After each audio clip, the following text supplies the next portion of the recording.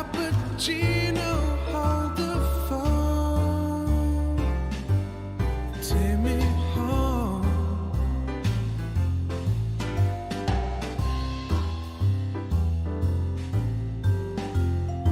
Sklia-do-do-do, ba-ba-da-ba.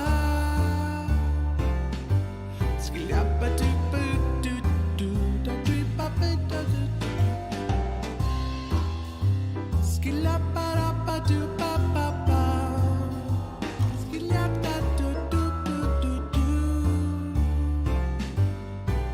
Ba-ba-da-ba-ba-ba. Hey.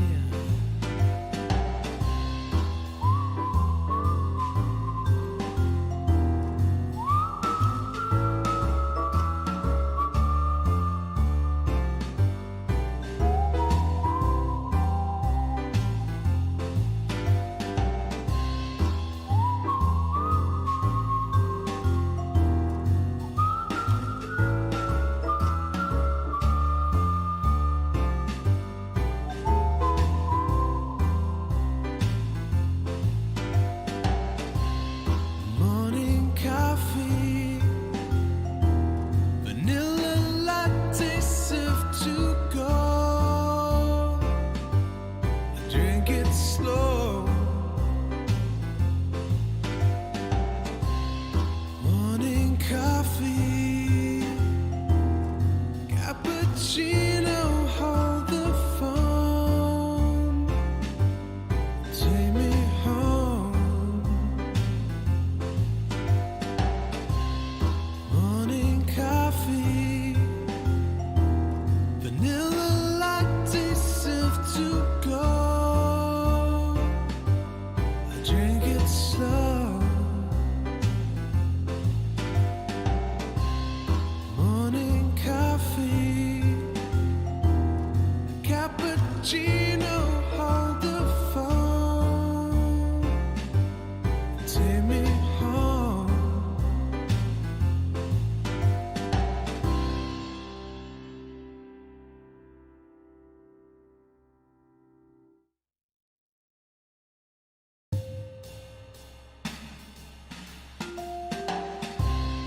Morning coffee, vanilla latte served to go.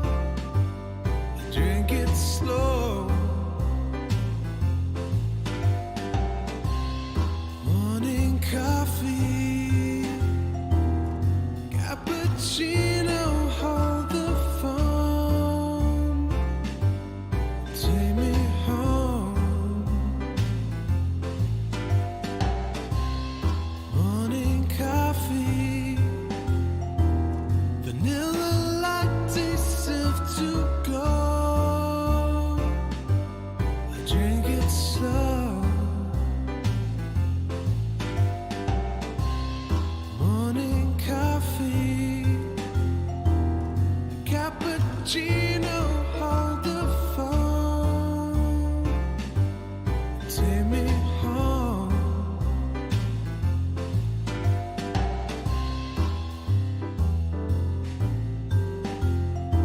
Sklia-do-do-do, ba-ba-da-ba. Sklia-ba-do-boo-do-do, da-dee-ba-ba-da-do-do. Skilla-ba-da-ba-do-ba-ba-ba. Skilla-da-do-do-do-do-do. Ba-ba-da-ba-ba-ba.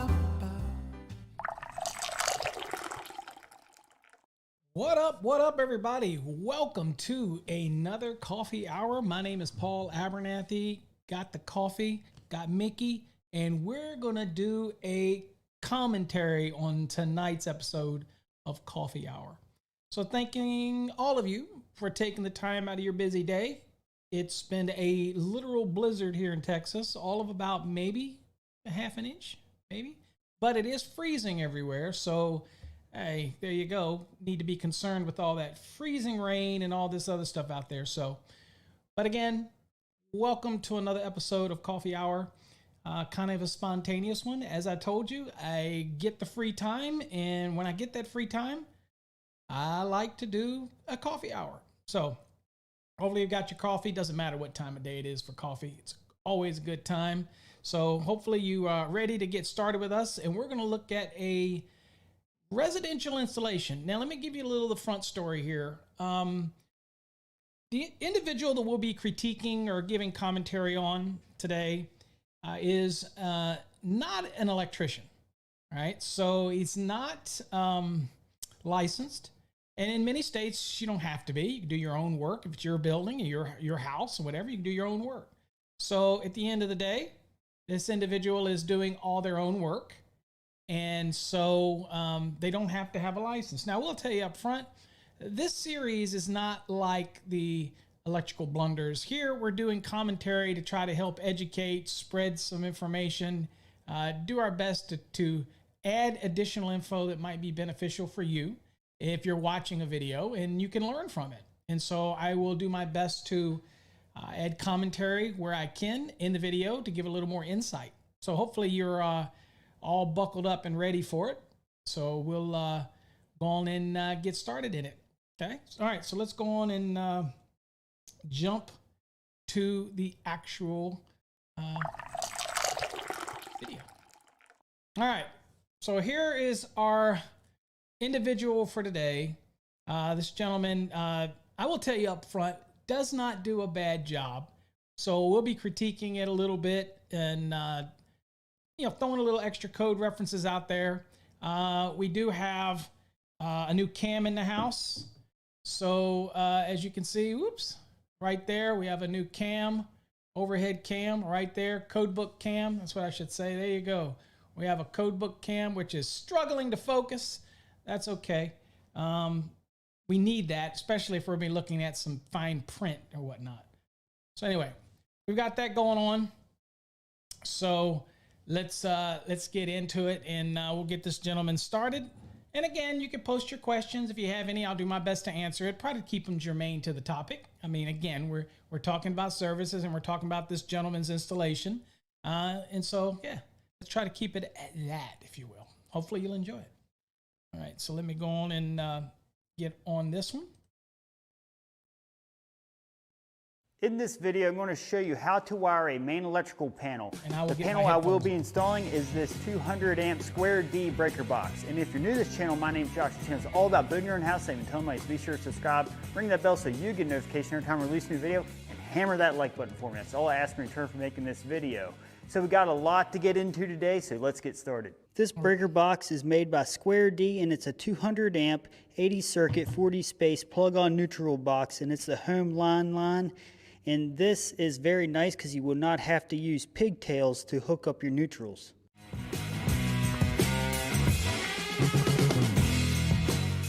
So let's check out everything that came with this breaker box. So we got some instructions. We got this bonding screw. You definitely want to hold on to that. You may need it. We got these lug covers. By code nowadays, they want you to have these over these main lugs, which is very important for safety.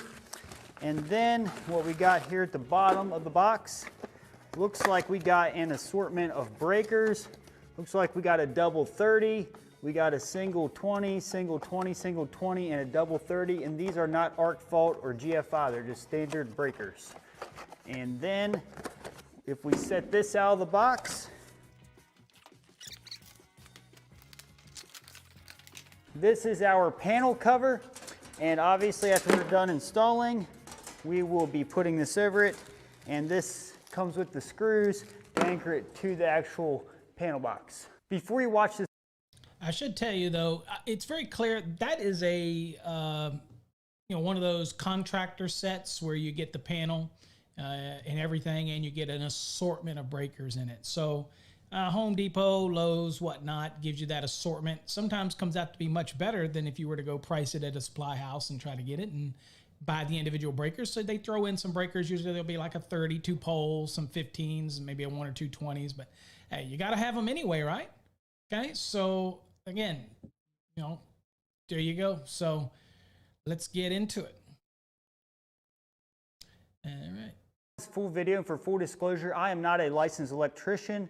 In the jurisdiction I'm building this house in, if I do my own wiring, as long as it gets inspected, it's totally fine. So everything I'm doing here is going to be thoroughly inspected. And with that being said, I have wired 4 houses on my own and they all have passed inspection with no problem. All right, so that means we're gonna have no problem today. And probably not an aluminum bus, probably a coated bus, that type of thing. So. And I just wanted to let you know that, so this video is for entertainment purposes only. I'm going to be installing this breaker box in this stud space right here. If you measure the width of this breaker box, it's 14.25. And a wall that's 16 on center is going to have 14.5 from stud to stud, so it's actually designed to fit right into a stud space comfortably. And if you look here, I got my SEU cable coming in through the wall. And if you need to know how to install your meter base in the SEU cable, I'll put a link up above here. It's a video I made of me doing that. So it's going to elbow up into the breaker box. And now the breaker box can be flipped upright like this. In most cases, people think that the breaker has to be at the top of the panel, but these square D boxes in this model can be flipped upside down or even sideways. All right, so let me clarify that. Right, so that we're all clear on what he's talking about. Yeah, so sometimes you can orient your panel either way. It doesn't matter. The thing you have to worry about is the main breaker. So if the main breaker is not horizontally but vertically switched, then it has to be on in the up position, right? So that's an issue. So it has to be 240.81 on in the up position. And so it has to be up. We can go look at that in the code, but I think we all get that. So you have to be careful. Now, most of these panels like this, it's going to be left to right. Okay, so it's going to be a horizontal movement. So it really doesn't matter at that point. If it is on in the up position, right, then it's got to be on in the up position. So most of the manufacturers know this. They produce them, and they were going to put that main breaker, and it's going to be more of a vertical. But they are the ones that are the up. Okay, they actually go up and down. So if that's the case, you got to remember that orientation in the code, right? And that is 240.81. Of course, we could go to the NEC. Look at that. So here's our NEC. And we could go to, let's see here, 240 down here. And I'll just scroll down. We don't believe in the search feature here. So we're going to scroll down and indication right here. All right. So circuit breakers shall clearly indicate whether they are open, off, or closed on. The circuit breaker handles are operated vertically rather than rotationally or horizontally. The up position of the handle shall be the on position. Okay. So yeah, you can put them either way, upside down, right side up, whatever. But you have to be aware of that main breaker. And if it's on, it has to be on in the up position. So keep that in mind. Most of them are horizontally activated, so it doesn't matter at that point. And that kind of gives you a reason why you can do it either way. Now, he also talks about sideways. Be careful sideways, because nothing that says you can't do that, right? You still have the on and the up position issue. And it also means that because of the way your bus works, when you're turning the breaker on, they all go to the inside when they're on. So if you turn it sideways, the only ones that you can use are the breakers that are on in the up position. You wouldn't have to be a whole side you couldn't use. So, nothing says that you have to do it up straight up, or you could even do it sideways. The one thing the code does tell you is that you cannot have it. 408.43 tells me that I can no longer have a panel in the face up position, with the breakers pointing to the sun, that type of thing. So that's in the code, right? But other than that, you just have to be aware of that orientation, okay? Let's get back to it. I don't want to take any other time away from him. This is a 40-something minute video, and I want to make sure I don't turn this into a 5-hour thing. So here we go. All right, let's go ahead and prepare this box for installation. If you're going to be installing this in a stud space like I am. I should also mention real quick that when you are putting it in the wall, just be careful, because the main breaker, the maximum height is 6'7", okay, to the center of that breaker. So again, if you put it up with the breaker on top, the main breaker at the top, for example, then you have to be very conscious of the height you put it at. People ask me all the time, we have that height, but how low can you put it? Well, there is no rule in the code for how low you can put it, except for when you're dealing with things like mobile homes outside. Okay, so it has to be at least 2 feet off the ground. but you know, for obvious flooding and whatnot, snow buildup or whatnot. But inside the building, you know, we set things like ADA. People put them down low. We have the height limit on the breaker, but we don't have how low it can go. Yeah, common sense should rule the day here. But just wanted to throw that extra stuff out there for you. Now, the rule for 6'7", in case you're looking, we could go to the code, but we're going to talk. It's also a switch, right?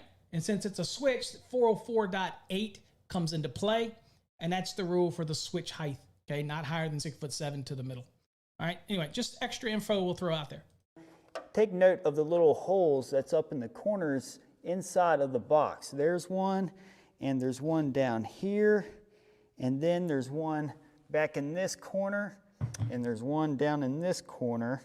And they all can be taken out by taking a screwdriver or a punch and just holding it right into the hole and tapping on it, and it'll knock them right out.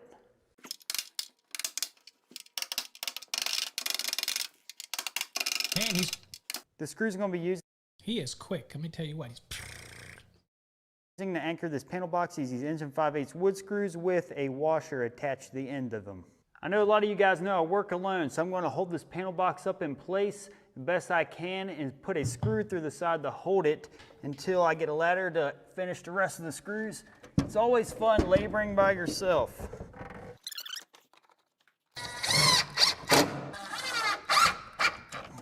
I always like to use a level to double check to make sure we're plumb.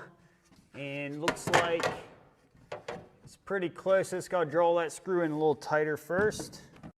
All right, the only other comment I will make on this is he has to be careful because, and I don't know what height is, and we're just speculating. It's always an issue of speculation, right? When we're giving some of this commentary.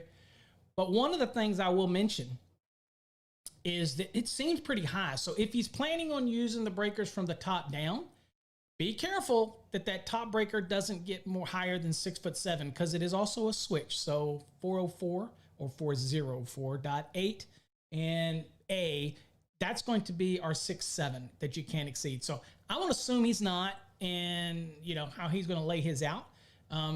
But also turning and putting the main breaker down low, it is less SE cable coming into the actual structure, and we'll talk about that in a second. But okay, so far so good. All right.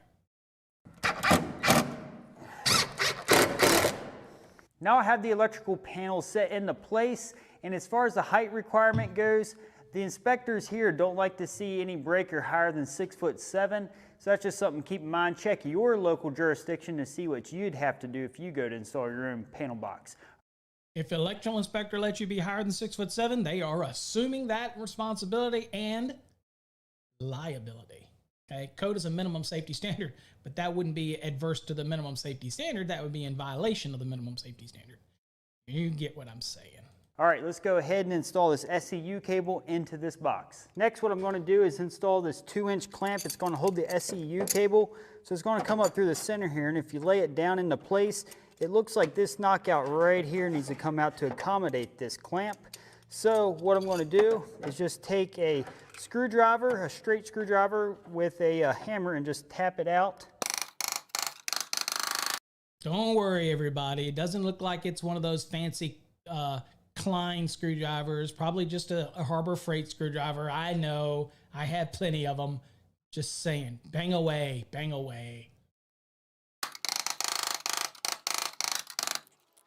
Now, I do want to give a shout out to everybody in the room. Elwood, Joel, Schwartzy, okay, Adam, Matt. Thank you all for joining me. If you're in the room and you're quiet, speak up. Let us know where you're from. Talk to me. This is live. This ain't recorded. Holla. I'm going to take this 2-inch clamp, slide it up into the hole, and you want to make sure the screw heads are facing towards you so you can tighten it up here in a bit, and then tighten up the nut that it came with. And then after that's tightened up, you just want to take a bushing. This is a 2-inch bushing, and it just goes over the end of that. Okay, a couple things, and y'all knew it. Y'all knew I was going to say this. That bushing is not a requirement. Now, I get it. What's up, Skip? Thanks for joining us. All right, look. That bushing is not a requirement for cable. It would be a requirement for raceways, but not for cables. Now, I can hear somebody out there saying, I know, but the code is the minimum. It makes you feel better. if you put that bushing on there? Well, you go for it. But you got to remember the 300.4G in the NEC is about raceways, not cables. So if you want to do this, this is purely something that you want to do. And if you want to do it, that's fine. But remember, the code requires that that cable is connected and secured to the box. Okay, in this case, the cabinet. All right, it's not going anywhere. So there's not an issue that you would have the same as if you're pulling conductors in there and things like that. So that's why the rule. Now, again, if you want to go above code and do it, you're perfectly okay. Go for it. I just want you to understand that that is not required, okay? It's not required, okay? Now, you call it a beater Elwood. The problem with this is we call that bushing, if we were going to pull conductors in it, some of us call it a knuckle protector and all that kind of stuff, but it is not required, okay? Okay? So that type of scenario. All right. So the rule on that, you have to go look at 300.4G. Okay. We're talking about installing the cable in that clamp, right? That type of scenario. All right. Now, the thing about it is, if I were to pull a cable inside of that raceway, like you're mentioning, then I still wouldn't require it, because the rule in 300.4G is talking about insulated conductors pulled in the raceway. So I'm not going to have a requirement for that either. But you know what? If you want to use them, go for it. Okay? And all that does is just keep those edges from damaging the cable going up through it. Now it's time to wrestle this 4-aught SEU cable into that clamp. This can be challenging because this stuff's like fighting a bull sometimes. All right. But we're not going to let it win today. There we go. Not too bad. This clamp requires a square drive, and now I'm just going to hold that into place and tighten that up. And you want.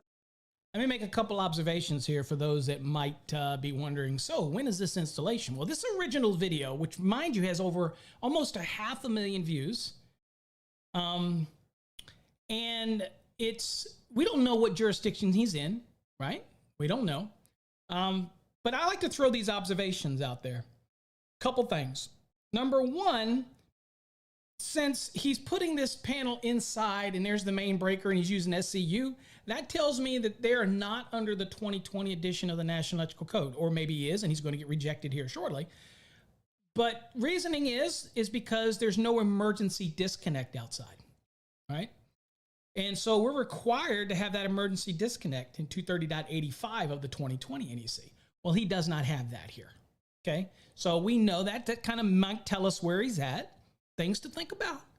The other thing is some places in some jurisdictions, he might have an issue with how he mounted this and not running that SE cable directly into the actual panel. And so he has a certain amount of it exposed into the wall. And so in some jurisdictions, because the wording of the code says in 230.70A1, it says outside or nearest point of entry. Well, some jurisdictions will let you have a foot, a 2 foot, a 3 foot, because to me, let's say the most restrictive enforcement of that would be it's got to come straight from the meter or straight from a disconnect, straight in. Now, if it's a disconnect outside, then it's a feeder, it can run further. But when there's service conductors like this, you're limiting the length that can come into the building. Now, I'm probably somebody that's not going to give them a lot of heartburn about this, but there are a lot of jurisdictions that will, because that is unprotected cable running in and up into the building. So many of them will say, nope, I want you to keep it outside until you penetrate straight through into the back of that cabinet. Again, every jurisdiction's a little different. I know plenty of jurisdictions that'll let you go up to 3 feet inside of a building. I know others that will let you go none, right? You got to come what? Straight into there, or you're going to have to put a disconnect outside. So now it's a feeder, and then we don't have any restrictions as you go through the building, that type of thing. So, hey, these are just things that you need to think about, right? But this just tells me that he's probably not in the 2020, although our commentary is going to be probably close to 2020. You know what? That looks like that's a rigid, probably rigid, not Ryobi. But you know what? I ain't hating on Ryobi. I love Ryobi. I'm just saying. Okay, I don't buy into that fanboy stuff. All right, so So anyway, that's just my observations here. Another one I'll make is that probably that 2-inch connector is probably larger than he needed for this installation, right? Okay, just saying. But it works, so he's going at it. So let's get it go. I don't want to turn this into 4 hours. I'm gonna tighten each side equally. So always draw each side down a little bit at a time. All right, that looks really nice. Now just go ahead, flex this down a little bit, and take a utility knife, and we're going to strip that casing off. Just go through the casing just enough to score it pretty good. Of course, he says casing. We know it's sheathing, but he's not an electrician. But he's doing good so far. You know, even the bushing, he just spent a little more money than he needed to. But hey, he's okay. All right? Don't press really hard because you'll cut into the wire that's underneath the casing here. All right, and after you get it started, just start peeling it back. And then I always try to get as close to that clamp as I can get it to. Okay, and always get this wrapper out of the way. Okay. Now what you need to do, just go ahead and separate those wires and then twist all these loose aluminum wires together. And it's going to create its own individual wire. In this case here, the red and black can be on either side, so it really doesn't matter. But what we need to do is go ahead and get those cut to length first. So I'm just going to hold it up roughly where it goes, and then go ahead and mark it with my utility knife where it needs cut. So that one's there. That one's about here. And whatever you do, don't cut it too short. And this one's going to be right in there. And I got to use pencil on this one because you cannot see a scoring on it. Now what I use is a Sawzall. This is actually a Job Max. This is a small Sawzall, but it'll still do the job. So what I'm going to do, go ahead, lean this over. So most of us in the trade, I mean, Sawzall's fine, but most of us have the ratchet cutters. You know, I had mine. We were all proud of our ratchet cutters, you know. Pop, pop, pop, pop, pop. That type of thing. Yeah, at the end of the day, he's using a Sawzall. It's all good. Over to where it needs cut and cut it.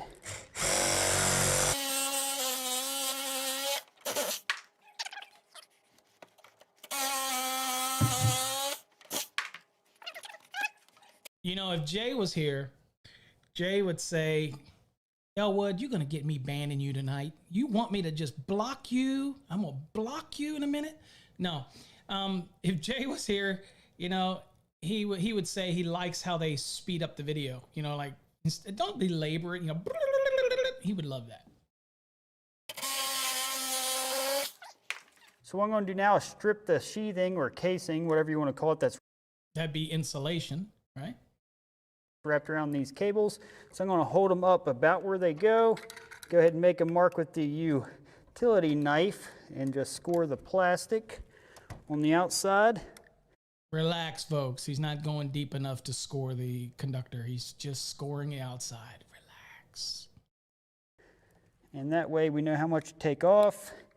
And then to strip it, I just put the utility knife into the actual casing and just go around it, and just enough to score it pretty good. And then after I do that, I just put my utility knife into it, just enough to score the plastic on it. I'm not too keen on his utility knife cutting skills, so just stand back and let him have at it, right? Okay, that type of thing. We all know what it is. Usually go lightly over it a few times. Okay, and now just go ahead and start prying that casing off, and it should pop off, and you know, you'll get the feel for it after you do one. Quiet, Elwood. You're a troublemaker tonight. Now what I'm going to do is back these lugs out so that way they're not in the way when I go to install the cable into them. And if you're wondering, this Allen wrench is a 3/8 inch size. Yes, he does keep saying cable, and these are individual insulated conductors. I get it. And then, of course, one uninsulated conductor, but we know what he's talking about. In case you buy this exact box, that's what size wrench you're going to need. Okay, and now what I'm going to do is I'm actually going to loosen up this clamp enough to drop this wire down a little bit just so I can slide them up into place. All right, so I'm going to just loosen that up some. All right, so that loosens that wire up so we can work with it.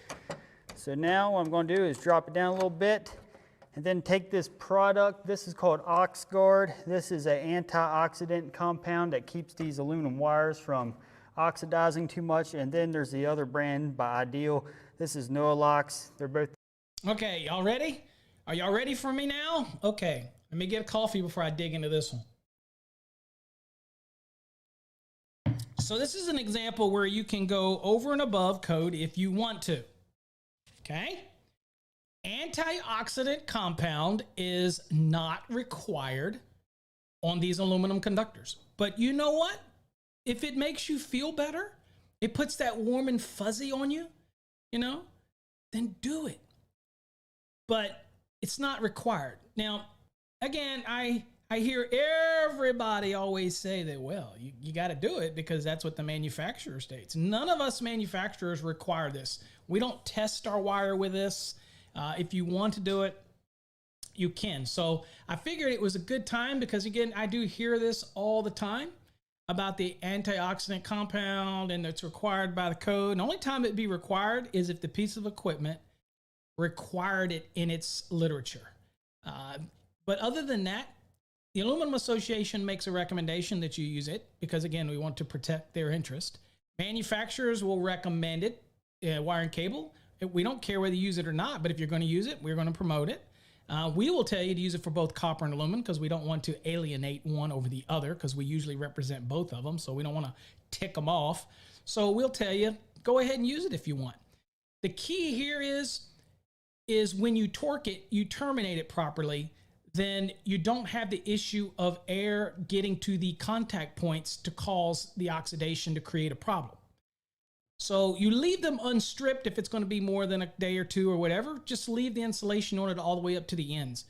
You wouldn't do this and you wouldn't expose it and then leave it like that, right? You just wouldn't do that. In this case, it's not setting out nearly long enough for it to oxidize, so it's not necessary. Once you torque it, then you're going to make that contact to contact, and that's where the rubber meets the road, right? Because any of this other conductor that oxidizes is no harm, no foul. Like the rest of that bare aluminum, if it oxidizes, who cares? Who really does? It acts as a protective layer. So we're only worried about the termination, right? So if we go to the National real quick, and we go looking at the code, what I'll do is I will take you up to the top and I will explain this to you so that we never, ever, ever, ever have to explain this again. It'll be done forever. All right. So here's what we're looking at right here. 110.14, the last part right here. It says materials such as solder, fluxes, inhibitors, and compounds where employed, not requiring you to employ them. Where you do employ them, they shall be suitable for the use and shall be the type that will not adversely affect the conductor's installation or the equipment. Now, years ago, the antioxidant compounds were specific to copper or specific to aluminum, and compounds had stuff in it that could cause a galvanic action or something like that. But that's changed now. They're all petroleum-based now. They're not going to have any adverse effects on these conductors. Obviously, it's what it's designed for. But this says where they're employed. Now, if a manufacturer requires it in their literature, posted on their legend, and it says you got to use it for aluminum, use it. If it doesn't, it's totally optional. It's up to you. And again, it's some people, it's, they would find. Now, for this gentleman, the key question for me is whether or not he's going to follow torquing rules. Because if you don't follow the torquing rules, then it's irrelevant. David, if you don't like it, there's the door, buddy. You don't have to stick around. You can leave. I can kick you out. Either way. So that's a choice. He's making the choice, right? Okay. All right.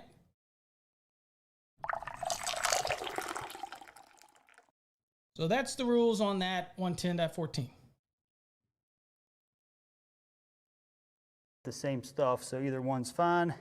So we're just going to go ahead and take this little tube for convenience, and we're going to smear some all over these cables here.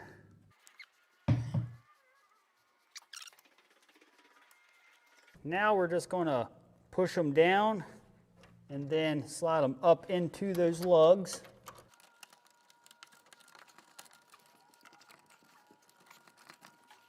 So once they're up in the lugs all the way, just go ahead and hold some tension, make sure they're up really nice, and go ahead and snug these up. Snug them up. So it is safe to say. And then just tighten up your clamp again. So it is safe to say that he is not going to use a torque wrench here. So it's safe to say that nowhere in the rest of this video is he ever going to use a torque screwdriver or a torquing wrench. And I know you all do, right? Okay. But at the end of the day, that is a problem. If you don't torque it, you have more. I have less concerns about oxidation, right, than I do with torquing. Torquing is critical. That is the weakest link in an installation. When I get calls about installation that breaks down or terminations or fires, it usually is somewhere wrapped around a termination. So torquing is there for a reason. Now, everybody thinks that torquing was all of a sudden just came into the code a couple cycles ago.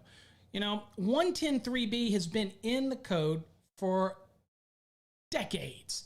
And if the manufacturers, in that little label, you see a little piece of it, if it requires torquing, right, whether it's foot pounds or inch pounds, depending on what termination it is, then you have to follow that. And I think that if I had to say what's the number one thing people probably don't follow in the code, it's probably torquing, right? 110.14d gives us those rules, but people just don't follow it. Before there was 110.14d, there was 110.3b, and that was install it per the manufacturer's instructions, right? Okay. I think we all get it, but chances are he's not going to torque a thing here. And then we are now connected to the actual panel box. And now let's go drive some ground rods. So before I install any breakers in the breaker box, I go ahead and get the ground rods drove, run the copper wire, and that panel box is on the other side of this wall. So it's obviously very clear that this either must not be a 2020 installation because we have no emergency disconnect outside. So wherever he's at, it obviously not the 2020 code, right? So that's just evident here. We verified that, right? I always torqued everything I did. Everything. I torqued everything because, as you know, Paul can't do it anymore. He's just an old online code guy. He never did any installs, ever, in his life. Okay? Just saying. That's what the rumor is. Right. I'm just going to be drilling out through the side of this wall and running over to this first ground rod. And this... Hey, another thing I'll mention, you'll notice that he has an expansion fitting on there, and probably from utility required it. But that expansion fitting that it has, probably for ground movement, 300.5J. And so there's an expansion fit on there. So people have asked about expansion fittings. Either it's required by the utility or it's historical in the area that there's ground movement, seismic or something. And which might mean maybe he's in California, whereas they're still on the 2017 code, which would explain it about the emergency disconnect issue.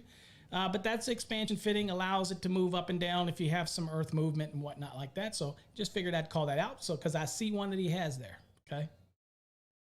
This is going to be drove straight down, and I got another ground rod here, and it has to be at least 6 foot apart. You can go a little more if you want, but it has to be at least 6 foot apart. So I guess the idea is so you get plenty of ground coverage. So in order to do this, we're going to come up here with these 2 huge hammers. No, just kidding. I'm going to throw this one down. That's for later when you get into really tough ground. So we're just going to go ahead and start driving it straight down like this.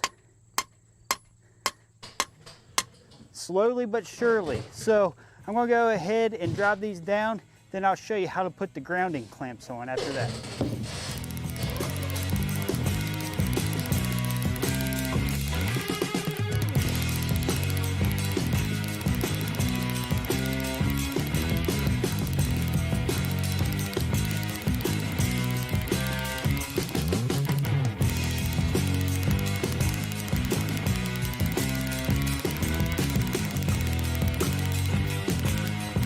This is a great time to mention Ronbo. If y'all know Ronbo, who comes on sometimes to our chats and comes on to some of them.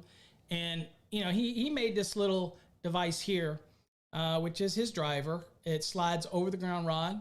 And again, it would allow you to get a more wider berth of swing, I guess. Put this over the ground rod and you got all this nice platform here. They make all kinds of these.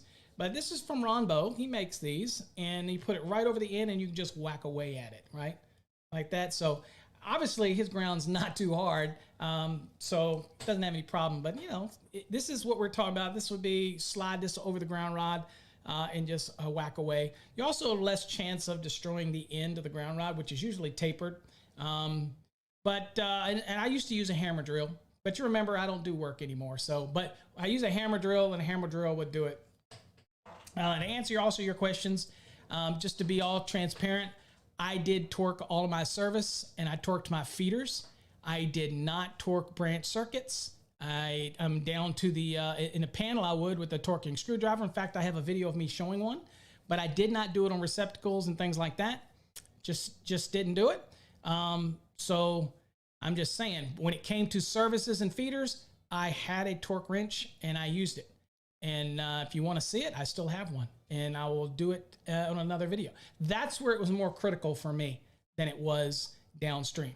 That's not to say that we don't have torquing requirements on everything. I get it. But typically, when asked how I confront that with people, I tell them at least do the services, at least do the feeders. Those type of applications is where I'd want you to see torquing and, you know, to stick with it. When it gets down to the receptacles and all, at the end of the day, whoever posted that, you're just being a smart ass. So that's where we would typically do it. Okay. Lord knows I got a lot of smart asses.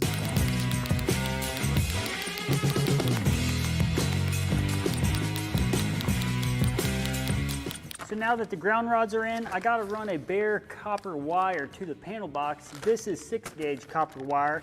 So in order to do that, I need to drill a hole through the side of the house to get outside. So I'm just going to offset it right beside the conduit that's going up to the meter on the outside, which is right here. All right, now we're going to go outside and hook this wire to those rods first and fish it into the house. Here's the hole we just drilled in the side of the house. Now the copper is going to run along this conduit into this little trench I dug, and then here is the grounding rod that I just put in. And it's going to follow this other trench 6 foot over to this other grounding rod. I'm going to show you how to connect. And by the way, I can tell by the tar how much that's up like that there's actually going to be a backfill, probably about a foot of backfill on here. So he's even with the grade and is obviously going to be below grade ultimately anyway. But he drove them down pretty good, and he looked like he cupped it out. So no problem with that. Connect to these rods using these universal grounding clamps. And I just got this for only about, I think they're about $5. So I'll put a link in my description below to my Amazon store where you can find a lot of the products that I'm using for this installation. First, just take the grounding clamp, back out the bolt that's on it, and then slide it over the ground rod. And then take your bare copper wire, and I got 25 feet here, which I didn't need that much, but they were out of the wire that's on a spool. Anyways, no comments. So just take the copper no comments from you, Elwood. Wire and just pull out a couple feet of it here, and then take it and make a little bend in it, like a hook almost, something like this, and then slide it down beside the grounding rod. So now, just a little comment. I would do this the other way. I would go from underneath and push it up, and then what I usually would do, and I'm pushing it up, and then I would wrap it over, kind of just wrapping over the fitting. But again, you can push it down. It doesn't really say, but he is putting it on the right side. But instead of just poking it down, they have a tendency to work loose. And so I usually make an L and pop up underneath it and then wrap it over. That's just me. It kind of hooks on to it, something like that, and then just go ahead and tighten up that clamp. This is just a 1/2 inch socket to tighten it down all the way. And don't ever tighten it to where you strip it out. And now just go to the next one and do the same thing. So those things are casts too, so if you really torque down on them things, you will snap those things right at the weak point. here we are clamped to this furthest ground rod. Then it runs over to the one closest to the panel box. And just an important note, you do not want to cut these bare copper wires. You want to keep it all one whole strand. Don't split. All right, so I knew somebody would make a comment about that, and my response to that statement that he made is it does not have to be continuous from the furthest ground rod through the closest ground rod to the panel. It says the code rule for 250.53A2 is that second one is a supplemental. If the first one doesn't achieve 25 ohms or less, you have a second one. You start out with 2, right? And you can drop down to 1. So the grounding electrode is that first ground rod. The fact that he's got 2 is because he can't prove it's 25 ohms or less. So you're required to, with a single rod, you're required to supplement it. Okay. So it does not have to be continuous from the panel through that ground rod clamp to the next ground rod clamp. No, that is a bonding jumper from that ground rod to the other ground rod. So I could put 2 clamps if I wanted on this rod and have one for the one from the panel and then have one for the bonding jumper between ground rods if I wanted. Prove me wrong the way it is. So now, if you want to run it continuous and that way you only have to buy 1 clamp for that rod, perfect. Go ahead, save your clamp. Again, you could have saved a bushing earlier, right? And of course, now you can save a clamp by doing it this way. But remember that it's continuous to the electrode. There is one electrode. The reason he has the second one is because you're required to supplement a single grounding electrode. That's a rod type, rod, pipe, or plate. So if you go look at 250.53A2, what he's doing is he's supplementing, and that's why he's got the 2. So it doesn't have to be continuous all the way through. You can if you want, but it does have to be continuous except for irreversible crimp or like CAD welding and things like that, which you could do if somebody cuts your grounding electrode conductor.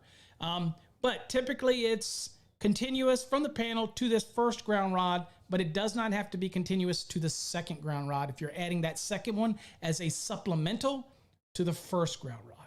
Okay. All right. So there you go.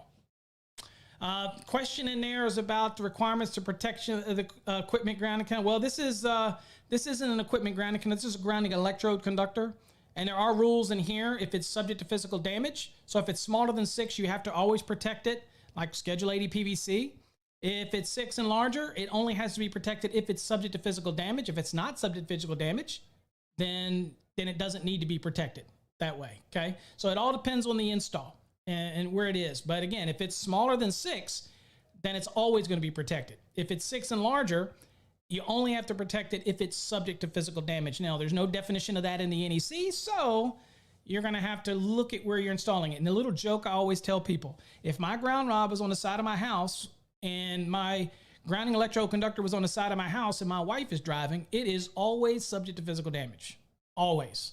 If you've ever seen her drive, you'll know this is the case, right? So, you know, but AHJ will make that call. You're going to have to use a common sense call. If you're running it with the surface of the building and everything like that, then I really wouldn't consider it subject to physical damage. But again, AHJ is going to be the rule on that. Splice it together or anything. And then we're just going to fish the rest of it into the house. I'm going to leave those grounding rods uncovered until inspection. And they should be about a foot below grade by the time it's backfilled, just so you know. I know some of you guys are probably wondering, is it okay to use number 6 copper to ground a 200 amp panel? Well, in my jurisdiction it is, but be sure to check your local building codes because some areas require number 4 copper, which is a bigger gauge than this number 6. So again, if a jurisdiction requires larger than a 6 to ground rods, This is one of those things where you probably could challenge them because the code's very specific in 250.66a. If you're just going to ground rods, then it doesn't have to be larger than a 6. Can it be larger than a 6? Absolutely. Hell, they could do what? Joel, we don't have to prove 50 ohms. It's 25 ohms or less, not 50, for ground rods, pipes, and plates. And it only applies to rods, pipes, and plates, by the way. So in this case right here, 6 is all you need. A ground rod, I like to tell people it's like putting 10 pounds of crap in a 5-pound bag. It's not going to fit. Ground rods can only handle so much. And 6 gauge has been tested and it's perfectly adequate for it. So that's why 250.66a deals with that and says it doesn't have to be larger than a 6, okay? Now, people say, well, a 6 or a 4 aluminum, but again, you're not going to be able to run that termination within 18 inches of the earth anyway, so when we're talking ground rods, it's kind of a moot point. Really going to run copper, and it's going to be 6 gauge, that type of thing. Now, could an engineer make it be bigger? Absolutely. Typically, engineers aren't going to be involved in a residential anyway, so it's going to be your call, right? That type of thing. Right? But if you did something different, like you kept it up high above 18 inches and you were doing the allowance for a common termination where you can bring other things to it, then you could use an aluminum and you could take it to that bar and then everything else would connect off of that, right? So there is some options for that, but typically a ground rod, residential, that's what we're talking about today. We're not getting into the what ifs of whatever could be done.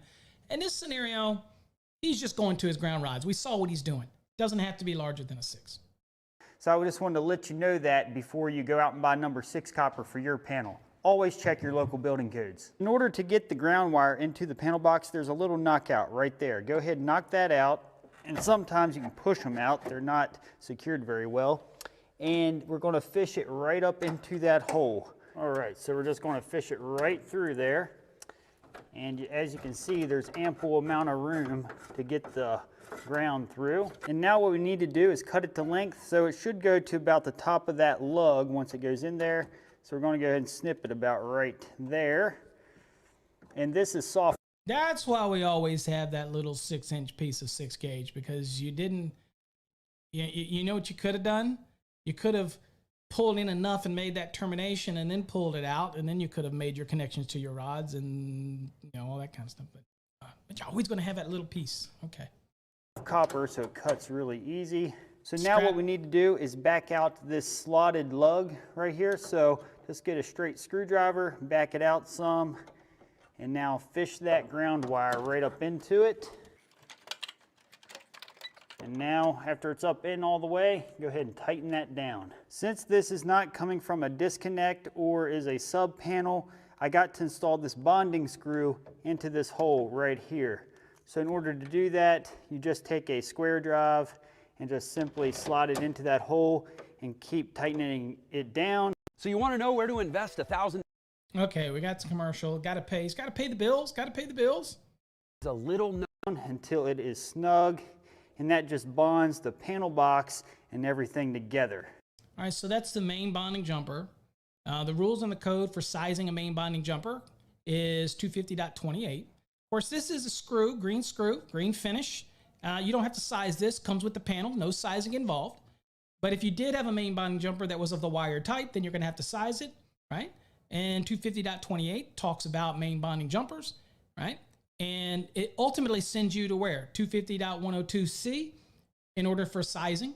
So kind of keep all those things in mind, but in this case, it comes with the green screw. Use that green screw, boom, done it, easy peasy, no calculation involved. So before I get a bunch of home runs coming down through here, I'm going to go ahead and take this half-inch drill bit and drill about 10 holes through this wall where the double plate is here, because it's way easier to do it now before you have a bunch of wires in your way and you got to risk damaging the wires. So I'm going to do that and install a board going across this stud space, because I got to anchor the home runs 12 inches from the panel box. So I'm going to put it here about 6 or 8 inches, and so that way we know we're good. And then they're going to have them run down into the panel box from there. Let's go ahead and do that.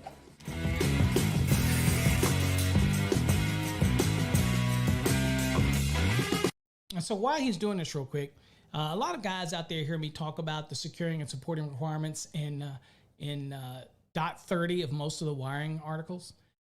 This is an example where he's going to be running SE cable, like the cable he ran below. You don't have a dot 30 for SE cable. So what you've got is 338.10, and that's going to be the uses permitted. And that's going to give you permission in there, and that's going to tell you that you have to secure it within 12 inches. So kind of no, but anywhere else you would get .30, like non-metallic sheath cable is 334.30. Okay, MC cable 330.30, AC cable 320.30. When it comes to service entrance cable, nah, it doesn't have it. It ends up sending you to part 2 of 334 because it's just like a non-metallic sheath cable on steroids, right? That type of thing. So he's running his SE cable, and he's going to secure it within 12 inches. But I don't want people to realize that there is no .30 for those students out there. There is no .30 in 338. But ultimately, it's under the uses permitted, which sends you to part 2 for 334 for non-metallic sheath cable. And also remind you, this guy is not an electrician. Okay, so I think he's doing pretty darn good, if you ask me, for somebody so far who's not an electrician. So now above the panel box is ready for the home runs, and below what I got to do is secure this SEU cable against this block of wood, again within 12 inches of the panel box. And then we're going to address this hole here in just a moment. So to do this, I just get a piece of strapping and a couple short decking screws. You don't want them too long to where they go through the side of the house. Now, some AHJs will have a fit with this, right? And they'll say that strapping is either for plumbing or whatnot, and they wouldn't allow it. Some people are like, I want you to use SE straps or whatnot. Again, I'm neither here nor there on it. If it's a strap and it's securing it, it's holding it in place, I really don't care. Yeah, that type of scenario. But again, being aware that some jurisdictions, they might say, no, I want you to use SE straps, service entrance straps. And okay, I get it. But I personally have no problem with him using the strap here because it's going to make it pretty darn secure. And that's all I'm concerned about, is it's not moving. I will say, though, in a lot of the jurisdictions that I was in, this would be too much SE cable in the building. But a lot of the little smaller jurisdictions did their own thing. And they allowed up to 3 feet, sometimes up to 6 feet. So again, always check your jurisdiction, and all straps are not required to be listed, by the way. But in this case, here he goes. So all we got to do is strap it just as if you're going to strap any kind of plumbing or duct work. So we're going to get one side started here. Now I'm just going to put tension against that SEU cable and go ahead and draw this screw down. I am impressed that he does call it SEU, right? He could have called it anything, but he does call it SEU. So. And now that's going to be held securely before it goes into the panel box. So we like that, and I always put the ground into that same strap, just kind of keep it looking nice and organized. So now what we're going to do is take this duct seal and pack it into this hole so we got a nice weather tight seal. And this stuff can be found in my Amazon store. Just check the description below if you need. All right, so here's another thing that comes in. So a lot of people say, is this required? It's not necessarily required. The 300.7, which is temperatures, where you might have different temperatures and things like that, that's typically for raceways and sleeves, not really for cable assemblies. And if you go look at 300.7, it'll state that it is for raceway or sleeves. But at the end of the day, there's absolutely nothing wrong with sealing that up. If it was a top plate or bottom plate you're drilling through, we're going to maintain the rating of the assembly. In this case, it's not what he's using it for, but it's still a good rule. It was an awful big hole he cut. So again, it seals it up, keeps moisture from getting in and all those type of things. But when we're talking about the temperature issue, and some people want to cite 300.7 for that, and you can go look at 300.7, that's not what he's doing this for. And this isn't a raceway, obviously, again, but and then the question on workmanship is not defined in the NEC, so it's in the eye of the beholder. Looks pretty good workmanship to me. I don't have any problem with it. Need to buy it. So you simply just take this like a piece of Play-Doh, kind of stuff it in and seal around that hole. And also don't have any problem with that bend. I would imagine that it doesn't exceed the radius requirement for the bend. So I don't even have any problem with that part of it. It looks perfectly fine.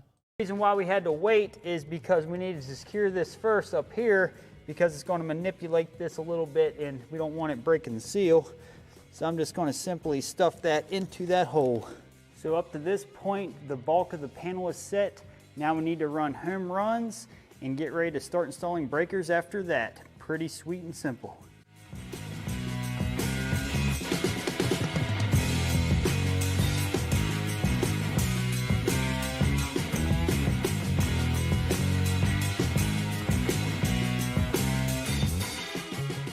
Here are all the home runs that are going to be coming through the top of the panel box. Each one of these are going to be secured using a Romex connector. Now this is a 10-3 wire. This 10-3 wire is going to be secured using a 3/4 inch Romex connector, and it's going to have to come through a 3/4 inch knockout in the top of the panel box. And this 10-2 wire, this 10-2 is going to be secured using a 3/8 inch Romex connector through a 1/2 inch knockout. And then each one of these 12-2 wires can be doubled up, and they also are secured using a 3/8 inch Romex connector coming through a 1/2 inch knockout. So we're going to go ahead and fish these down through the wall and secure them to the panel box next. All right, so what I did, I went ahead and knocked all the knockouts out first, and then I knocked this 3/4 inch one out for the 10-3 wire. And I probably could have got away with the 3/8 inch Romex connector, but I figured why not, since I already had one here. So in order to install, Don't you just love the trade slang? Yes, it is non-metallic sheath cable. the Romex connector, just place it into the slot with the screws on the outside of the panel, and then you simply just take the nut, twist that onto the Romex connector. So it's going to look something like that when it's installed, and as you can see, it's nice and secure. And now for these 3/8 inch. I will tell you too, though, be careful with your lock nuts. There's two different types of lock nuts. There's lock nuts that are designed to bite into the metal, and then there's lock nuts that are designed not to. They're just flat. So that looked like a lock nut that has the angled nibs that it's designed to, as you tighten it, it will dig into the actual metal. You want to make sure you install those with the nibs or the points pointing towards the actual cabinet, right? Otherwise, it kind of defeats the purpose. It still hold it there, but again, that's not so big a deal with these non-metallic sheath cable connectors. But at the end of the day, there is a right way and a wrong way to put on a lock nut, even though it will screw on, and there are different types of lock nuts and that type of things. So just bear in mind. Romex connectors, I use these. They're the snap lock version. They don't use the nut. So to Meet Connect Tips. Quick and simple schedule. All right, get back this commercial here. place them in the hole, and I usually take a pair of needle nose, just kind of roll them back and forth until they snap into place, about like that, and they pivot, so it makes them nice and flexible, so you can twist the wires a little bit if you had to. But as you can see, it's nice and secure, and that's what it looks like from below. And again, these can be found in my Amazon store as well. So now I'm going to fish the wires down through into these Romex connectors after I put all the Romex connectors in these knockout holes. Because there is so much information in this video, I decided to put timestamps in the description below. There you can jump to different scenes, such as how to install ground rods or how to install SEU cable inside your panel box. That way it will help you save time instead of watching the whole video just to find certain sections you need. Oh, we're watching the whole video, bro. Trust me, we're gonna watch every piece of it.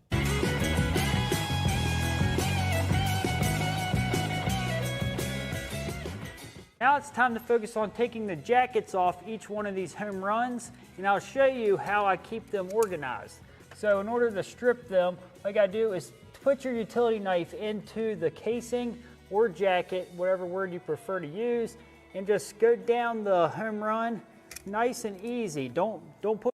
Yeah, folks, please be careful. All right, don't get all crazy when you're doing this. All right, so I actually strip mine a different way. I actually hold the knife in my hand with the blade like this, and I plunge it in, and then I raise the blade once it's underneath, and I let the back edge of the blade ride on the conductors as I barely lift it up as I pull it down. He's just barreling right into it. Okay, so that's okay. But just be careful. I know you're going to be riding the equipment ground down anyway, but just be careful. You'll be surprised how many calls I've been out on where it creates an arcing issue because they damage the insulation by just getting willy-nilly stripping this stuff off. So just be careful. Push down real hard to where you cut into the conductors inside the wire. All right, so now all you gotta do is pull that jacket, and now it's gonna go up to where it's cut, right like that, and be sure to get the paper off too as well. Yeah, because there's don't leave- paper around the bare ground, Note to self, don't leave paper on it. and there's paper around the whole wire. So just go up there, take your utility knife and cut away from the wire. Don't cut towards it, you might cut into. Oh, I got some trivia for you. Okay. So we're all familiar with everybody that says leave a 1/4 of an inch of sheathing entering into the box. So this is a cabinet. So if you go look at 314.17 B2, then that's for boxes, junction boxes, pull boxes, and whatnot. But do yourself a favor. Go look at 312 and see anywhere dealing with cabinets where it states you have to have the 1/4 of an inch of sheathing into the box. And while you're at it, go look at 408 and see if you find it anywhere. But I can promise you that you will find it in 314. I'm just saying. Wrap your head around that one. Okay. To the wire. Then what I do is take the end of that casing and cut it off, and that has the label for that run. So the piece of the jacket that has the label for what that circuit was, I'll go ahead and take that and slide it back over the end of the black, and then just make a little hook so that way it doesn't fall off. Now I know what this circuit is. Now all I gotta do is go through and do that to all of these home runs.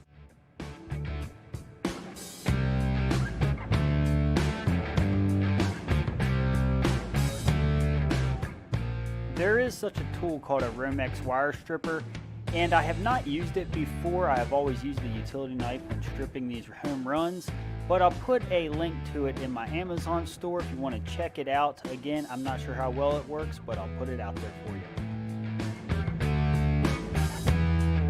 I won't comment on how well I think the one that he showed works because I might be biased, but I'll move on.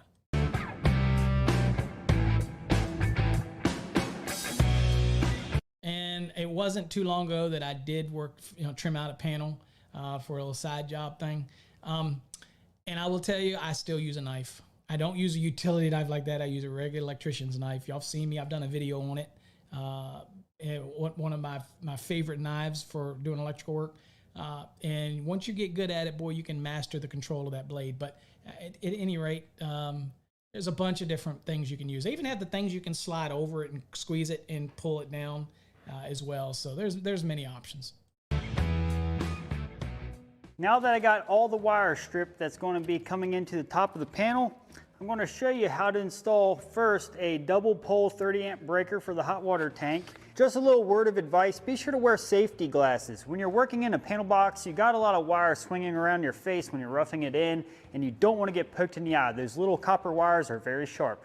All right, let's get back to wiring the panel box. Before we get started installing this, and no OSHA comments, please, because this is residential. OSHA ain't never gone on this job. Double pole breaker here, I wanted to let you know that this wire here is shorter than normal. That's because I ordered it too short to begin with, to be honest with you. So I let the most I could out by with a hot water tank. So what we're going to do first is go ahead and take off our label. And now these are the wires that we're going to need to wire into the panel box. So the first thing I do, I'll go ahead and take the breaker and go ahead and install it to where it's going to be permanently installed. So what I'm going to do is clip it into place, and all you got to do is line up these little notches with this little notch. Imagine this scenario. Okay, so I'm interested in seeing how easily he installs this. On this plastic bar, and then it just slides over these two prongs. And just so you know, this panel box is not live, obviously, because we're just now installing it. So if this was a live panel, be sure to kick your main breaker, obviously, but just a word of advice. And again, seek help from a licensed electrician if you're not comfortable with any of the stuff seen in this video. All right, so now we're going to go ahead and slide that over to where it goes. All right, so that's slid into place. And now what I do, I'm going to go ahead and bend these wires here up into the corner. Then they're going to come down and angle right into the breaker. So go ahead and bend them into place.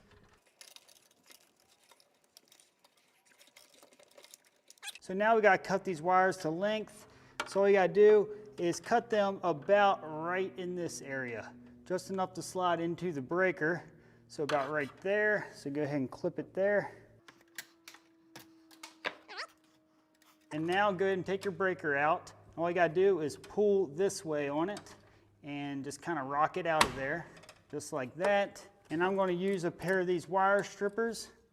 And to use these, all you gotta do is line whatever gauge up wire inside of whichever groove is associated with that. So there's my 10 wire slot. All right, Adam, have faith in him now. Have a little faith in the guy. Let's see, he's doing good. I'm gonna slide that right over the wire. I usually take about a 1/4 inch off. All right, now we take our breaker and use a square drive and back out these screws. And just so you can see what I'm doing here, if you look inside this breaker, as you can see, there's these metal brackets. That's where the wire slides up in. So this is a good time to talk about these real quick. So some breakers can take 2 conductors. Some breakers only take 1 conductor. These are saddlebacks. So you can tell by the saddleback that it'll take up to 2 conductors per terminal. Of course, they have to be the same size. You can't put a 14 on one side and a 12 on the other side of that single terminal. All right, right? So they have to be the same size. That's not a problem.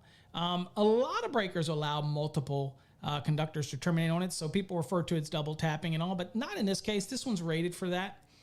You also can look on the side of the breaker. It'll have a little diagram, give you some information as well, but you can tell these are saddlebacks. So it could be, so you could have 2 12s, 2 14s, 2 10s. It's designed to do that at each terminal. Not a problem here. Again, it's obviously evident he's not going to torque anything. Okay. So again, we don't have to worry about 110.14D. He probably should, but because that's where a lot of the breakdown happens. And like I said, I torqued, again, I reiterate, I torqued most of this stuff, and I had a torquing screwdriver. It works just like my regular screwdriver, but I didn't do it down on receptacles and switches and things like that. But I did for feeders and the services and inside of the service equipment, I did use my torquing screwdriver. And, you know, we didn't start using it until we realized it was an issue, right? These type of things, so. So if you back this out, you can see it opens it up and allows a wire to go into place. All right, now just slide the white in where we had it originally placed and tighten up that screw on the breaker. And that's just going to wedge it so it's secured. Then do the same to the black wire. Slide into. Absolutely. So there is torquing requirements marked on that little label that was on the front. It usually will give you the inch pounds depending on the size, and these are smaller, so they're probably inch pounds. It does give you that value. Obviously, if they give you that value, they expect you to use it. And it's up to you whether you do or not. It doesn't matter what I do now, because as everybody knows, I'm not an electrician anymore, right? I don't do electrical work anymore. What do I know? But it's there for a reason. Okay, just throw that out there. Place, then tighten up that screw. All right, just like that. And that's what it's going to look like. So you got your wires that's wedged under each one of those screws, and then just reinstall it to where you originally had it. And now this copper wire goes into this bar here. He struggled, man. So you know, this is going to act as a hot wire versus acting as a neutral. I know it's colored white like we're used to seeing, but it's actually a hot wire. So I'm going to give him the benefit of the doubt, but we all know that that is required because it's in a cable assembly. He has to re-identify that. Remember, if it was in a raceway, you can't do that, okay? You wouldn't be able to. It only works for cables that you can do a re-identification of the white, okay? So because it is a cable, he would have to wrap it at the end, at the termination, in black, red, blue, it doesn't matter. But you don't have to wrap the whole conductor. You only have to encircle it at the termination. So just wrap one piece of tape right around the end there, good to go. There's a lot of people that wrap the whole daggone conductor. You don't have to. The code doesn't say that, okay? So again, it says encircle it at termination. Doesn't say encircle the entire freaking conductor. But you do you, but that's not really what you should do. All right, so now this ground. Oh, so the code reference for this is 200.7C1 for re-identifying that white conductor in a cable assembly. Okay, for those that are keeping track and you want to go look it up, 200.7C1 for that application. We're just going to go ahead and cut that and put it into place as well. So something like that's fine. It's going to go into here.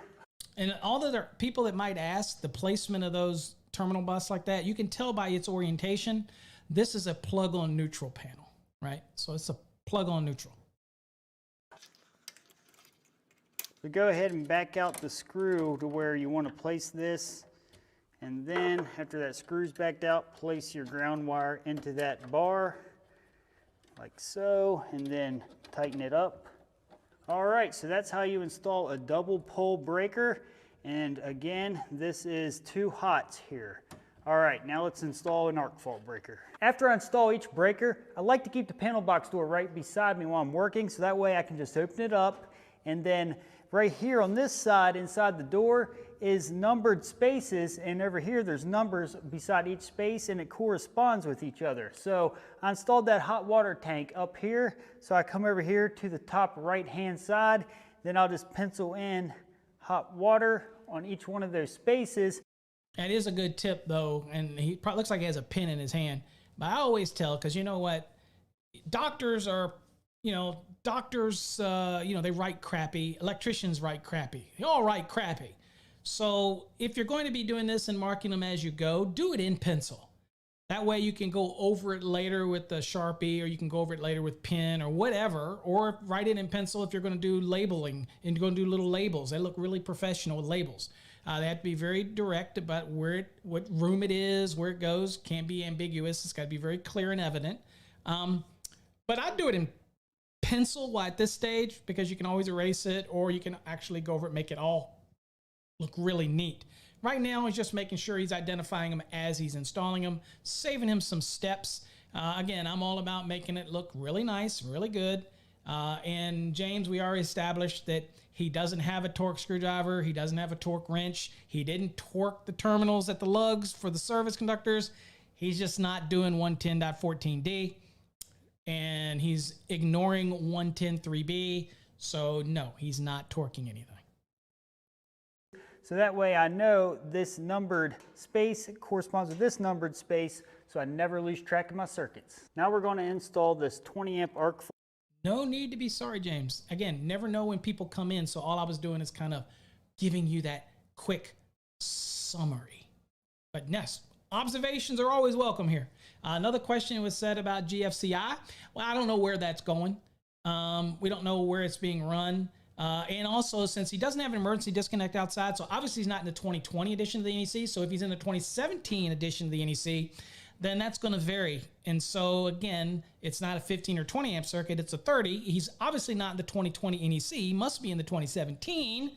So again, might not be as restrictive on the requirements for GFCI wherever this is going.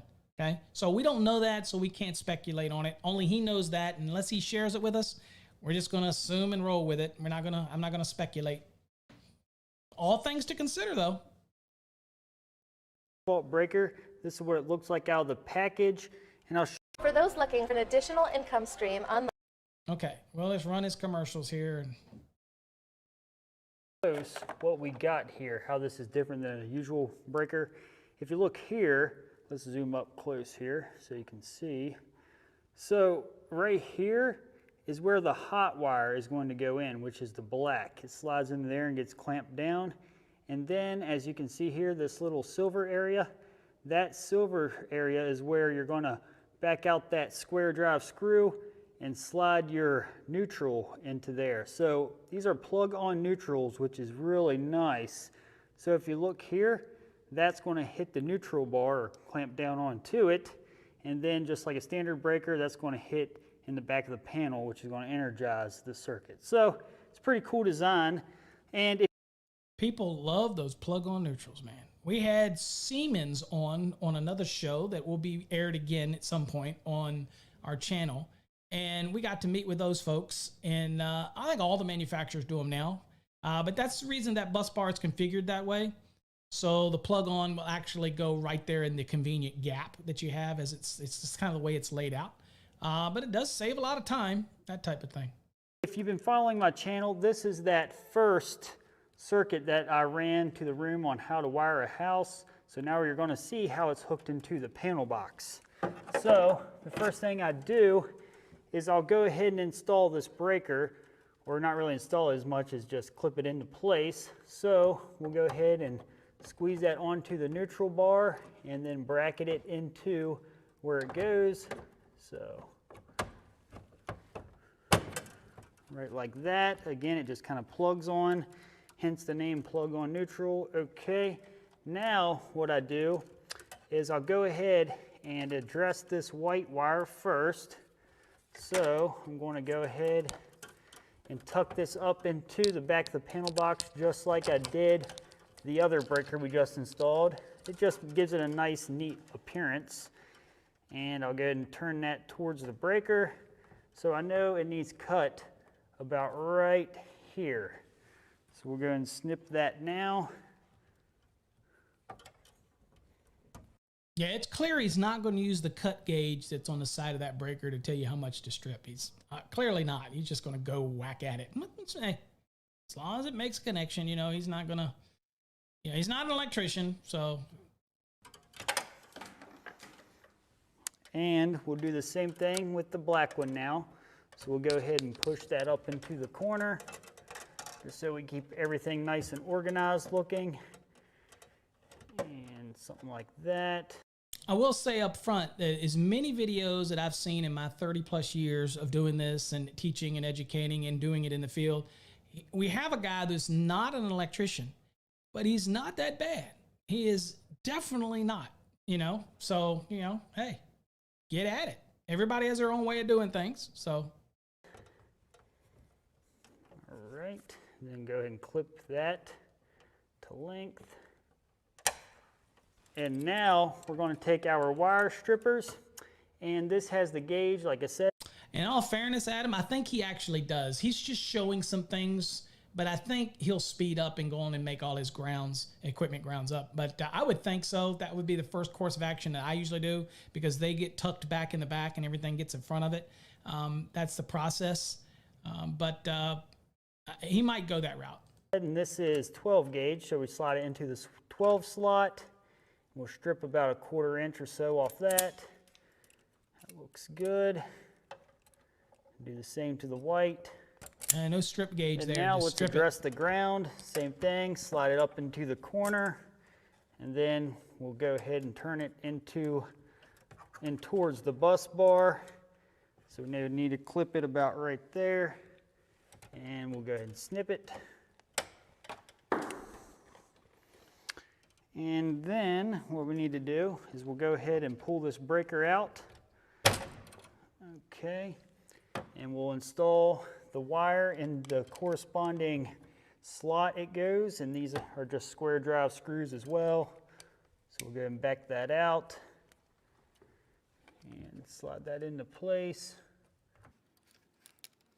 No doubt, Randy. It seems like he had a trouble cutting that 12. Now we'll do the black next, same thing. Just slide it into the slot it goes in. The slot I just showed you up close a moment ago. Hold it into place, tighten down the screw.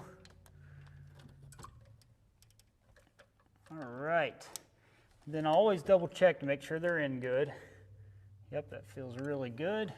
That's a manual Now, torque we're wrench. just going to install that back to where we took it out of. Go, that looks good. And now for the ground wire, same thing. I agree, Adam. Just go ahead and back out this screw, slide it into place, and then tighten up the screw. Now, most people that knew me, that worked with me, and well, here's what many people don't know, and you could Google it. I won the National VICA contest back when it was called VICA. Now it's Scholastic something else. Now it gets on TV. But I won that back years ago, and actually back in '87. And and I'll tell you, I always had a severe case of OCD. And when things aren't level and straight and nice and neat, it drives me crazy. So I get it. And my guys, it used to drive them crazy because, again, I did play Monday morning quarterback with my guys. I'd go to the job or something. I'd go, dude, why did you? They're like, Paul, it's okay. I'm like, you know, because I was OCD about these type of things. Okay. On my cable, you could put a level on it. I mean, I didn't have to work at it. It became natural. So when I competed, and I used to do that when I was in school, in my vocational school, I competed and won the regional, then won the state, then won the region, and then won the national. Was in a residential installation in a mock-up building. And I was very anal about how I ran my stuff and how it looked. He doesn't care as much, and maybe he'll make it look neat at the end, I guess. But that stuff always drives me crazy. Doesn't mean it'll work any different, right? Workmanship, it's in the eye of the beholder. What looks good to somebody else may not look good to somebody else. Doesn't mean it's not good workmanship. What ends up being poor workmanship is if you route conductors, example, across a live bus, or you haphazardly install conductors across live buses or orient them in a way that isn't in good workmanship. But again, making something neat or straightening out wires or doing this, you really can't cite workmanship on that. Again, it's in the eye of the beholder. If it doesn't look good to you, then you just don't do that. But again, just things to think about. True. And now I just tuck these wires in to make sure everything looks nice and straight. All right, and that looks pretty good. Yeah, he will need fillers. And now that's all there is to installing an arc fault breaker.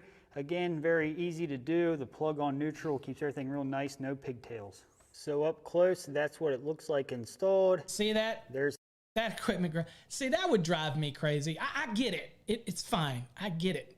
But you've got all that wire. I'm just saying. That's just me. I'm sorry. Doesn't mean it's not workmanship. Doesn't mean it's not good. I'm anal like that. the ground wire. And here's how you kick the breaker on and off. Pretty simple and straightforward. I wanted to make sure I showed you that arc fault only breakers are going to have a white test button, and the GFI Plus arc fault breaker is going to have a purple monthly test button. All right, a couple observations. That's just a square D, right, Schneider? These colors will be different depending on the manufacturer, so don't let that be gospel to you. He's using the home line square D, and again, but there is no standard for color coordination for this, so just keep that in mind. And just so you know, they're wired exactly the same. So if you know how to do an arc fault, you know how to do an arc fault GFI combo breaker. These are all right. Let's make a statement. Let me back up a little bit on that right here. So hopefully you know there is a difference. So he says combos. So an AFCI, GFCI, that's called a dual function. A combination AFCI is a device that sees both parallel and series arcs. So if you think about it this way, if I have a piece of non-metallic sheet cable and have a black and white running parallel, and I get damage across those two conductors, then that's a parallel arc. If I run a conductor and I make a bad termination where I don't torque it properly, or it gets damaged where the conductor's got a break in it, yet when current is being drawn through the circuit, there's a load on it, then you get an arc across those conductors. That's a series arc. Okay, that happens at terminations, and if you improperly terminate it, that's what happens when you don't torque. Because if you don't torque, then what happens is if it's a loose connection, it can be as bad if you over tighten it, but it can be just as bad if you under tighten it, and it can create an arc, and over time it builds up heat. So that's the importance, at least in these areas, of making sure you use torquing screwdrivers and torquing wrenches, okay? That's the last I'll say on that. But I need you to understand that an AFCI combination is looking for two different characteristics of arcs, both parallel and series arcs, okay? A dual function AFCI is one that covers not only the GFCI requirements for personal protection, that's the 5 milliamps nominal, but it also covers series and parallel arcs together, that type of thing. So I just want you to know the difference. There's a different types. There's a branch circuit feeder type AFCI that does not provide for series arc protection. That only provides for parallel. But the combination AFCIs does both series and parallel arcs. And then a dual function AFCI covers both GFCI as well as AFCI functions.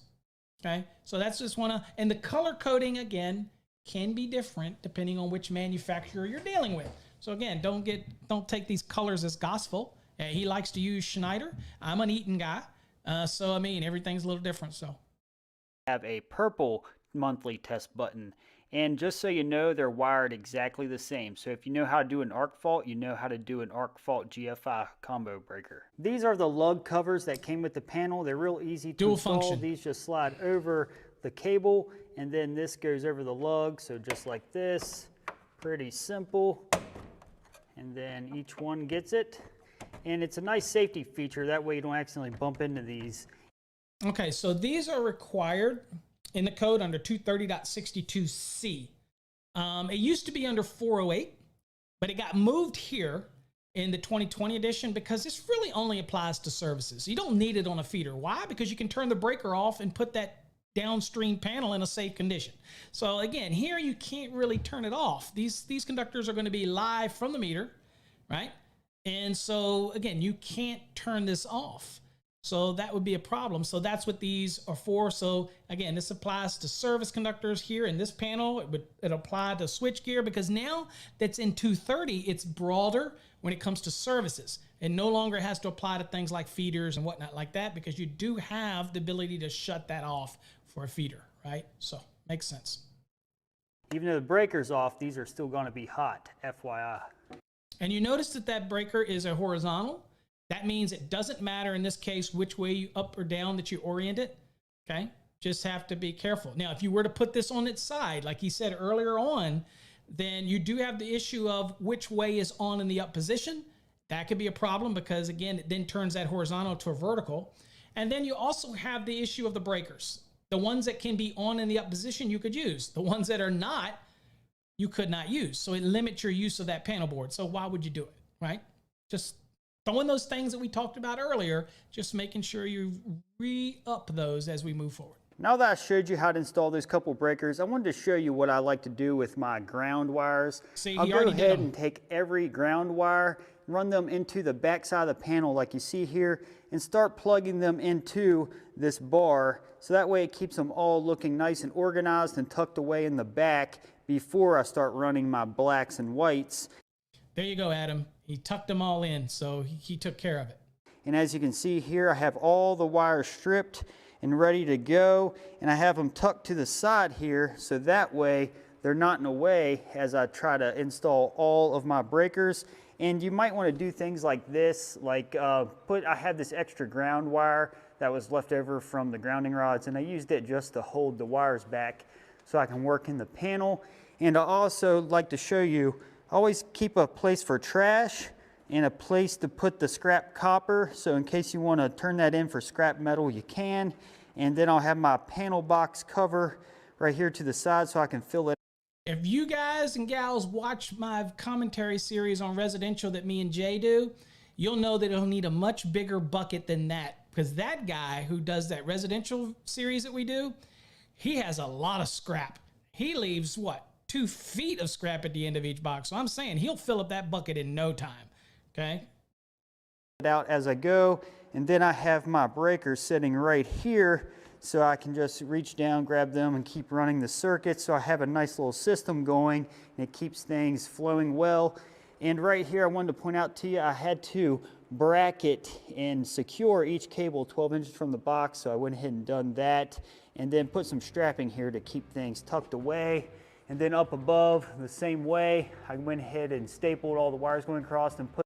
Okay, so his strapping and all is in accordance with the NMB 334.30. He's done within 12 inches. We're good. He's done all that. I will notice that as he goes to that top plate, he did not need to put those nail plates in, but you know what? He's being very proactive here. That's the last place that I want a sheetrocker to start driving some long, you know, they don't always use the right screws, right? Drywall screws, sheetrock screws. I mean, this is just an extra nail plate here or there for a pound of prevention. Although I do want to point out that 300.4 would not require this unless the board hole was less than 1.25 inches from the edge of the board hole to the edge of a framing member, and that applies to both sides of that framing member. He doesn't look like he is here, so not much of a concern with that. And we won't get into any adjustment and corrections based on one of those holes up here. It looks like one big hole with more than 4 NMBs coming through it. We're not going to get into that because I really can't tell. And I'm sure he's going to rock wool those or seal those to maintain the rating 300.21 for that penetration. I'm sure he's going to do all that, or somebody's going to do it. So we're not going to get into it when it comes to adjustment and correction, because I really can't tell how many he's got going through there. It looks like that one hole might be one hole, but it might be two separate holes. So better than speculate, we're just going to move on. Put some nail plates here to protect those wires from any kind of nails or screws the drywallers might be in placing into the wood. They're cables. And now what I'm going to do, I'm going to go ahead and keep running these breakers, and I'll show you what that looks like when I get towards the end. And these cables here are for a sub panel, so I'm going to show you how to do that as well. Subby, bruh. Jay would like that.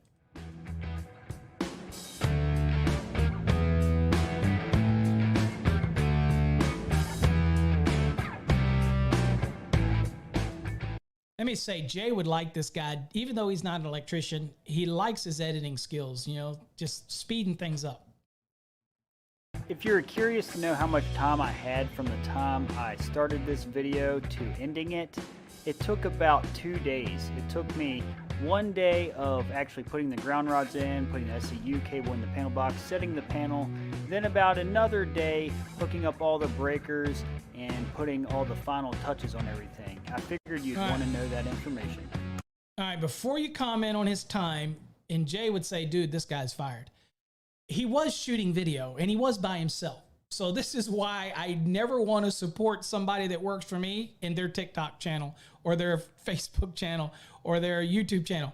If it takes you 2 days to put these in, cut this in, and drive those ground rods and all that, yeah, we're going to have a problem. But, you know, he was shooting all this video so that you can learn from it and we can comment on it. Again, we're a team here. But again, probably a little too long to this. Because I probably, and you're going to snicker, but back in my day, this house looks like the size, about 2.5, 3 days, I'm expected to be done with this rough-in. But at the end of the day, the reason he took longer, he's his one-man show. He's doing the video. He's taking the video. Give the guy some slack.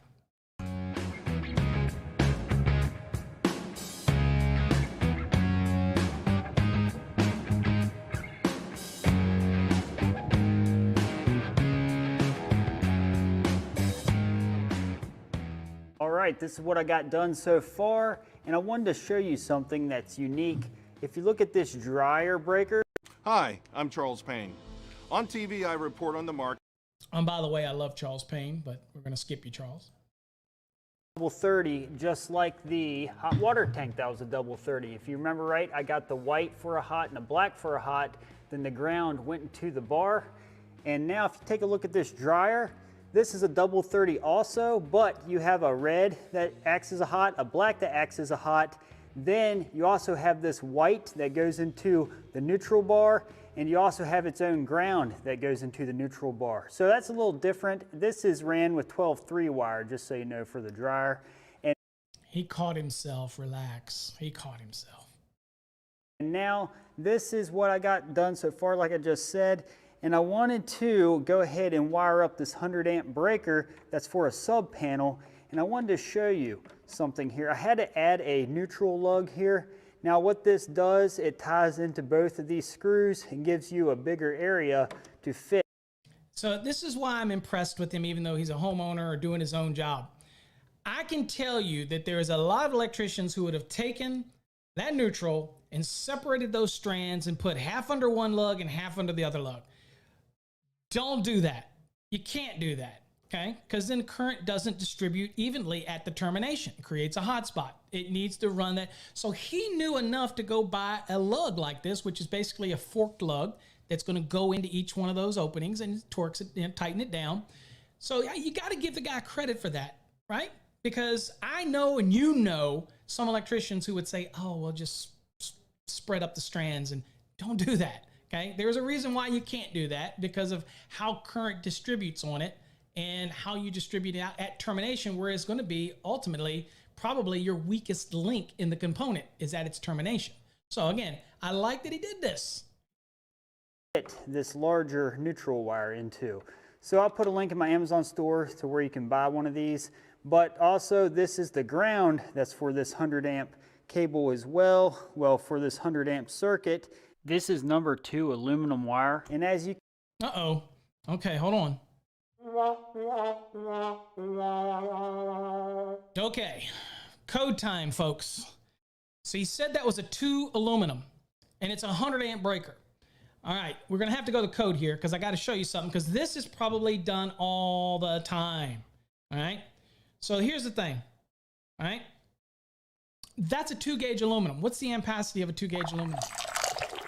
Let's do this. Okay, we're at the code, right? Let's go to ampacities just so we can do it. And let's go to 310.16 just so we can see what we're looking at because he says he's running a 2 and he keeps saying 100 amps. Okay. And oh, by the way, don't you stop at 310.12 because he's running this to the garage. Not going to be applicable. Okay, so skip on by that.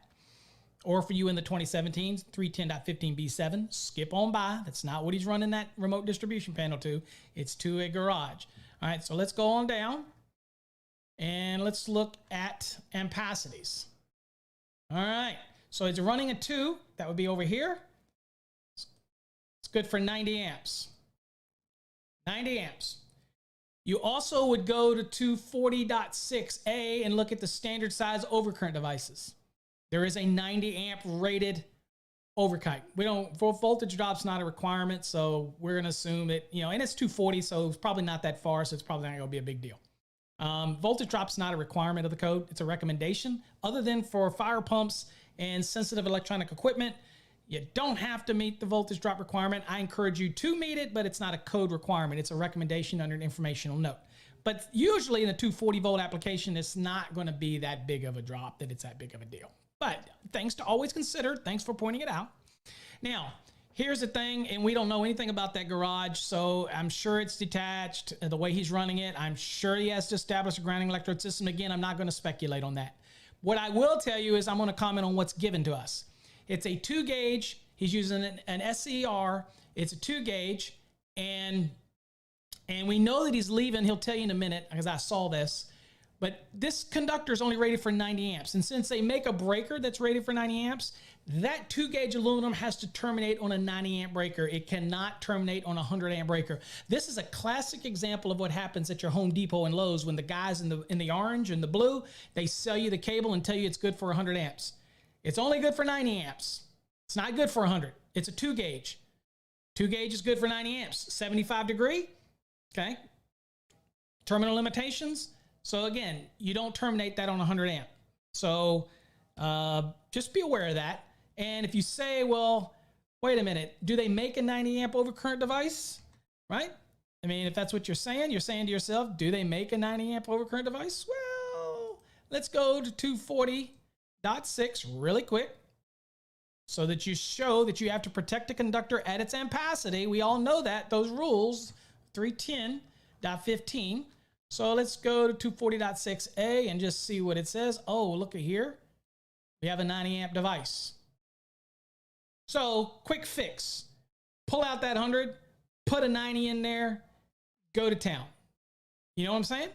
Does it matter if the breaker in the remote distribution panel is rated 100? No, it doesn't matter because at that point I doubt those are 90 degree rated lugs, bro.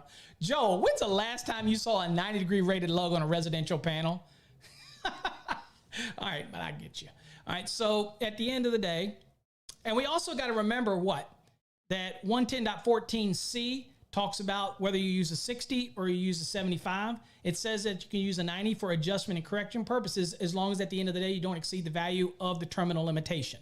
All right, these panels, these lugs, this equipment is 75 degree rated lugs, but it's usually going to be marked 60/75. I have never seen a residential panel with 90 degree rated lugs ever in 30 some plus years.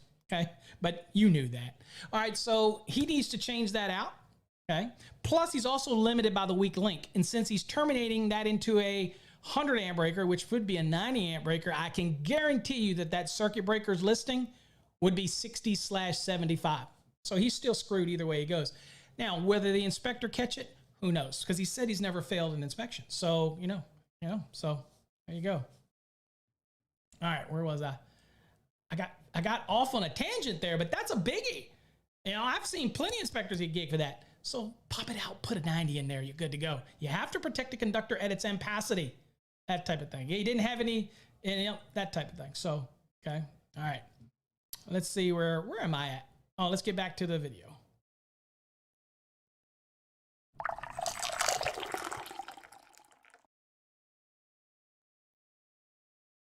You can see it has a ground, a neutral, and 2 hots. And this is going to be for the sub panel in the detached garage when I go to build it, but I'm going to wire it now because he says a sub panel in a detached garage. So we've got the answer to that story. Of course, you do know detached garage has to establish a grounding electrode system.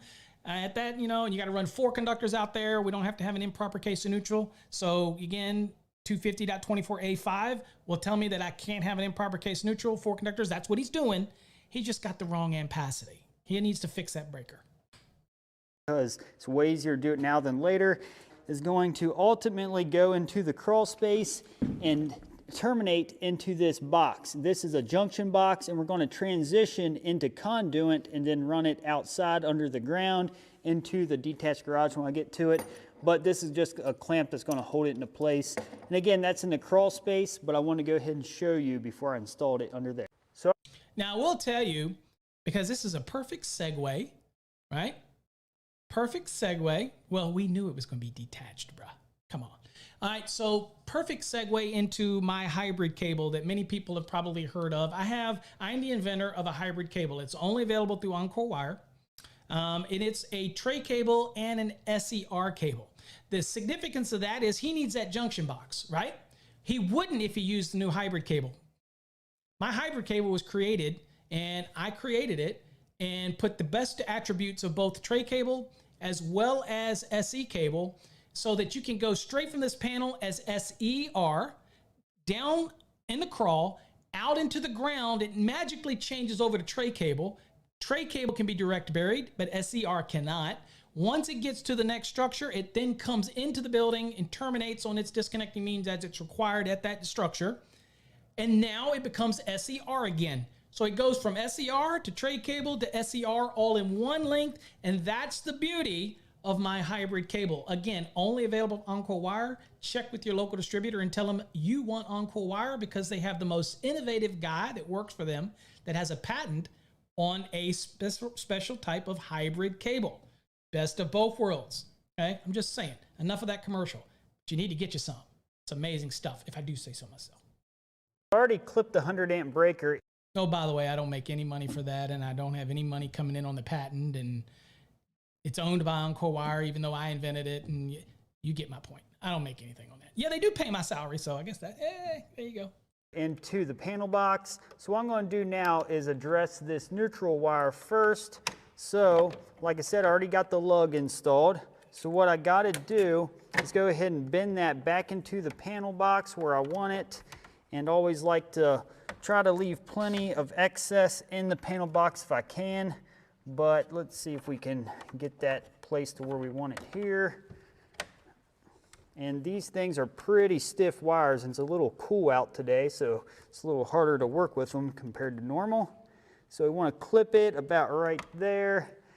So I'm just going to take my pair of wire cutters and then go ahead and snip that off right there.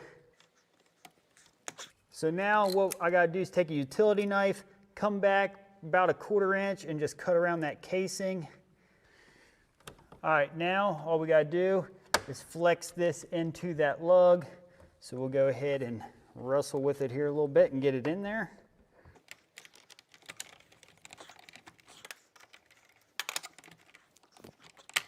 All right, now kind of hold it in place and tighten that lug down.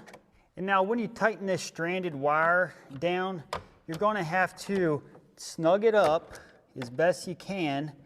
Then after it's snug, give it a little wiggle and retighten it down. And that's just because those strands will separate some whenever you wiggle it. So remember, folks, most of the aluminum today is called compact.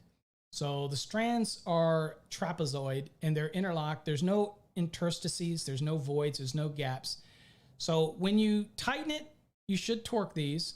When you tighten it and then you wiggle it and you tighten it again, what you're doing is over compressing the termination, and you just continually over compress it. which can be just as bad as under torquing, okay? Damaging it either way. So again, the old elbow system where you do keep tightening. And you will see the irony here, because I will tell you the breaker does not get any antioxidant compound, yet he used it on all the other lugs, and he didn't use any here either. So again, that's why I tell people, they don't know why they're using it. They just use it. And we explained earlier that it's not required unless the manufacturer says it's required, and not the wire and cable manufacturers. We don't care. We'll give you a recommendation. We'll tell you to use it. We want to protect our interest. It's our wire. Reality is all this equipment is tested without it, unless the equipment specifically requires it. He's choosing to put it on the lugs, but he's not using it here. Okay, to each his own. But again, it kind of explains that people really don't know when and why or if you're supposed to use it.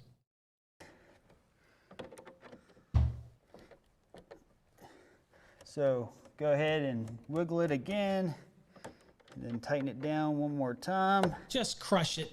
Go ahead. Just crush it. And now the next thing we need to do is do the same thing for the hots. I already got them this top one to length, and then this one looks good as well. So same thing, we got to cut about a 1/4 inch back off the sheathing. And now I'm just going to back out the slotted screws that's on the 100 amp breaker. Then we're just going to place it into the breaker. Somebody ever cared how I strip those? I actually take my side cutters and lightly use it and score it with my side cutters. And then I take my knife and put it in the little score and then pull it towards me, and then the rest just peels right off. Just how I do it. Or how I used to do it when I was an electrician. On it and then tighten that up. And again. Hey, it's Brian from Samcart, and if you're someone who's Okay, another commercial. Dude's making a killing off this one here.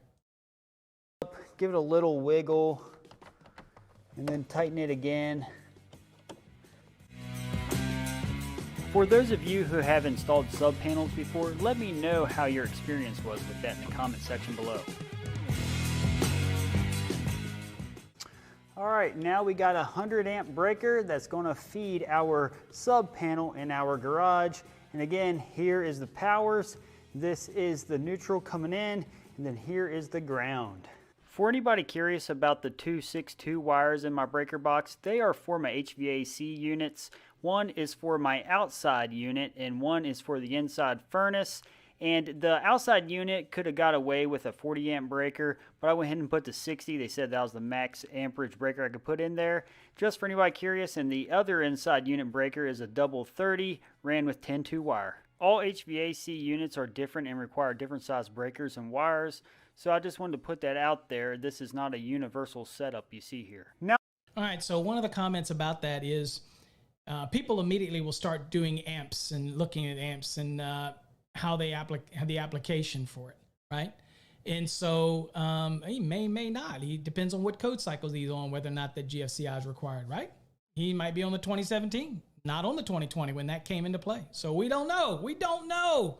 We're going to assume since he didn't put the emergency disconnect that he's on the 2017 or earlier. We don't know, so we're not going to speculate. But what I will tell you, hey man, you made me forget what the heck I was going to say about the guy. For air conditioning units outside, again, it's all about the nameplate, and 440 gives us direction on that. I have a podcast that explains that, how that came up with those values. But if you look on a nameplate for an outside air conditioning unit, it's a minimum circuit ampacity, maximum overcurrent protection. And then it'll tell you whether it has to be fused or circuit breakers or either or. But just follow the information that's on the nameplate. So don't get freaked out. And some people do if they see a 60 amp overcurrent device and they see this is an extreme one here, but a 10 gauge wire. Okay, you're sizing the circuit, the branch circuit for minimum circuit sizing or the minimum circuit ampacity, and you're sizing the overcurrent protection in accordance with what the nameplate says. It's okay. It is all founded in the rules in 440.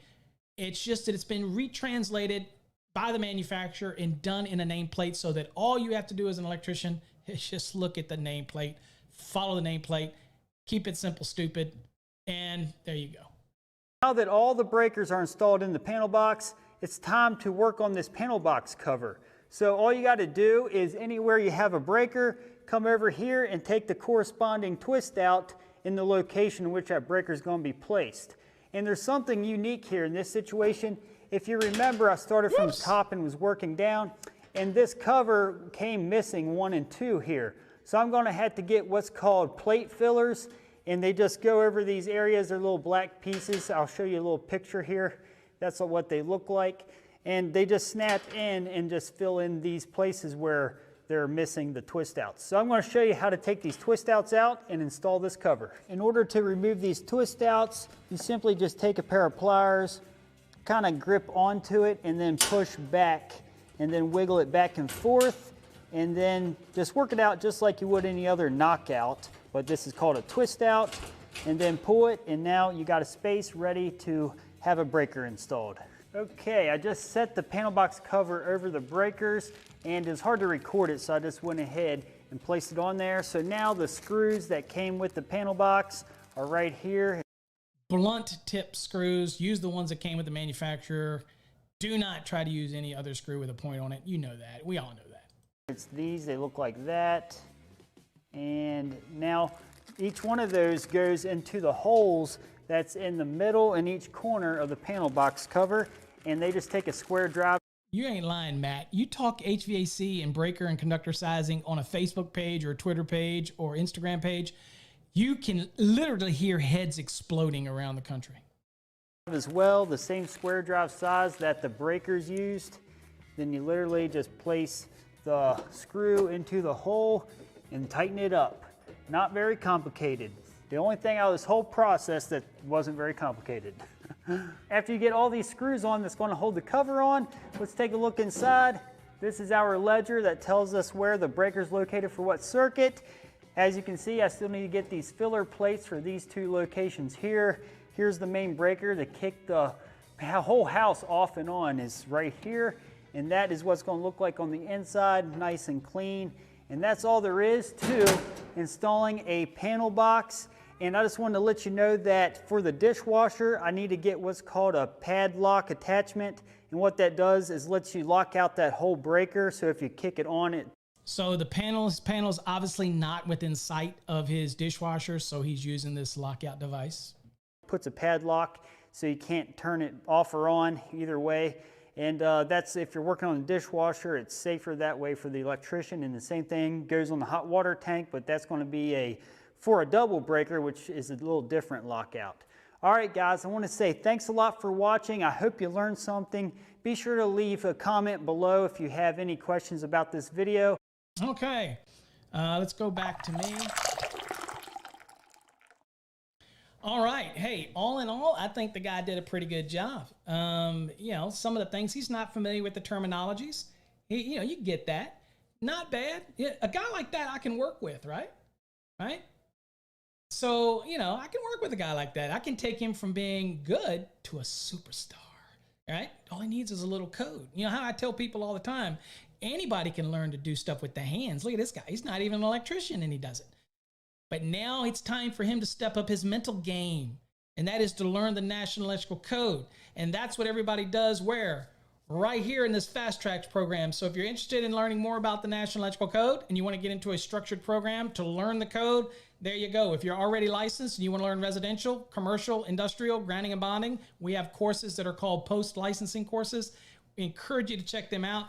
We appreciate all of you following. I hope you got something out of this coffee hour. I can tell you right now, I'm out of coffee. We're done. I foo-fooed my coffee. It was just some latte. You know how I roll. I'm not an electrician anymore. People say Paul can't do, he can only teach. All right, well, till next time, folks, stay safe. God bless. And again, thank you for joining me on another episode of Coffee Hour, which was almost coffee 2 hours. Take care, everybody. Stay safe.